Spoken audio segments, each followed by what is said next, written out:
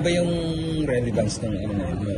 And sinimulan na natin therefore yung pagkalap ng tulong mula sa iba't ibang sektor, kababaihan, yung mga indigenous people, sa mga kabataan, at sa ating mga citizens arm, at napakadami pa. Hiningan natin sila ng tulong para sa paghanda natin sa barangay and SK elections. Sabi ko nga sa inyo, isang araw, nag-focus tayo sa Bangsamoro parliamentary elections. Dapat naman yung barangay and SK elections ay pagtuunan din natin ng pansin. At ito ay official na pag-launch na ng pagsisimula ng mga dapat natin gawin. Although nagsimula na kami ng mga nakarang ilang buwan pa. Dapat nating ma-realize na hanggat walang batas na nagsasabing postpone ang barangay and SK elections, ito ay matutuloy sa December 1.